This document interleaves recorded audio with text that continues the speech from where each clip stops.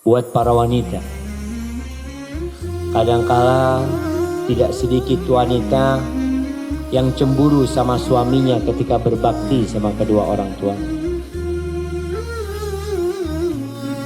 Pernah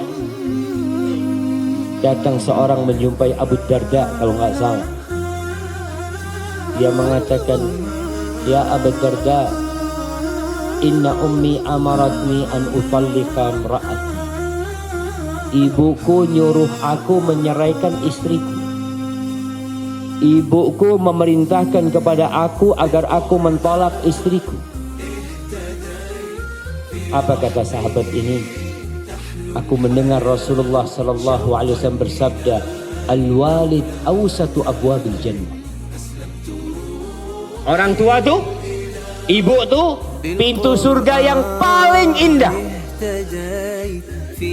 Fa in syi'ta fahfad dzalikal bab au adhi'hu. Kalau engkau mau, engkau jaga itu pintu.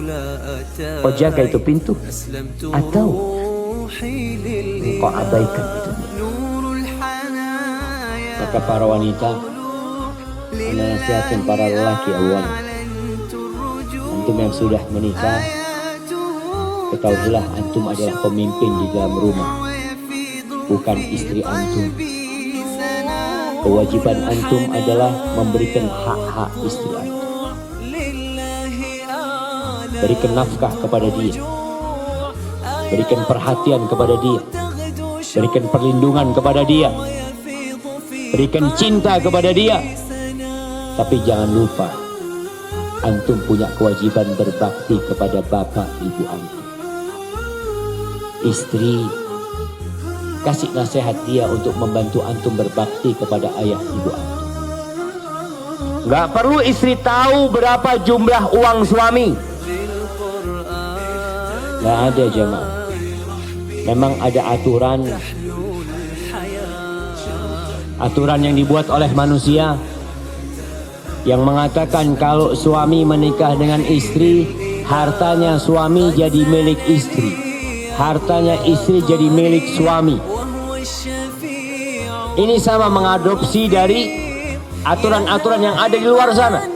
Sehingga bagaimana seorang anak mau berbakti sama ibunya? Duduk dulu, jamaah.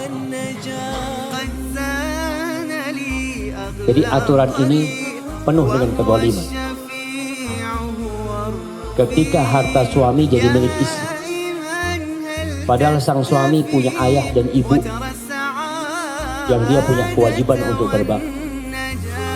Dengan aturan seperti ini, seorang suami kalau mau beli tanah buat ibunya harus ada tanda tangan istrinya. Kalau mau memberikan hadiah buat ibunya harus izin sama istrinya. Ibu-ibu ngasih izin enggak? Diam semuanya. Jangan Ustaz. Karena dia merasa itu milik dia. Padahal tetap harta suami milik suami, harta istri juga nggak boleh diambil sama suami. Rasulullah Sallallahu Alaihi Wasallam pernah ke rumahnya Maimunah. Lalu dia mengatakan kepada Rasul Sallallahu Alaihi Wasallam, "Ya Rasulullah, apa engkau tahu aku sudah membebaskan budakku?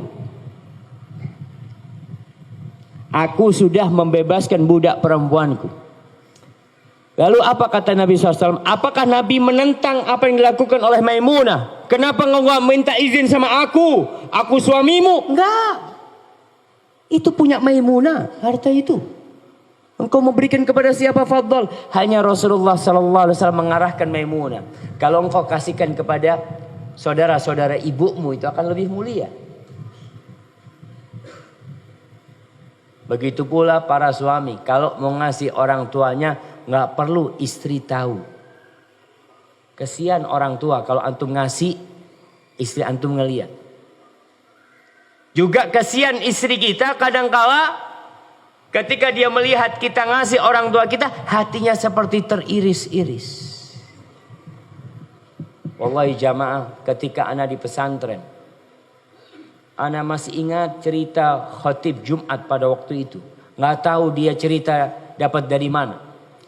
Dia ceritakan di atas mimbar Jumat. bahwasanya ada seorang wanita yang datang ke toko anaknya. Datang ke toko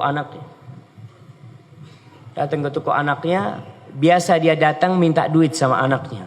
Jangan sampai ibu kita minta duit sama kita, jemaah. Jangan sampai. Antum yang seharusnya berikan kepada ibu antum, kepada bapak antum, tanpa meminta. Ini ibu biasa datang ke toko anaknya, ngomong, "Nak, ibu mau belanja ini, nak." Sang anak biasa ngambilkan duit. Antum tahu sistem toko dulu, di belakangnya timbangan itu ada, biasa ada laci ya, di situ dikasih duit.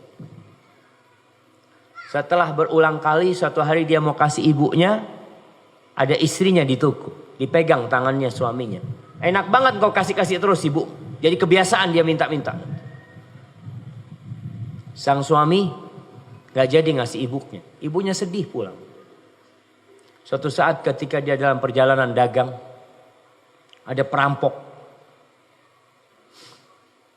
Dan orang ini termasuk yang dipotong tangannya oleh perampok itu.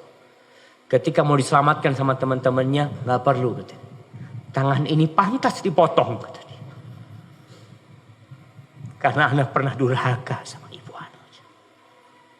Hati-hati. Istri bantu suaminya untuk masuk surga lewat ibunya. Dan surga serta neraka seorang wanita setelah menikah adalah suaminya.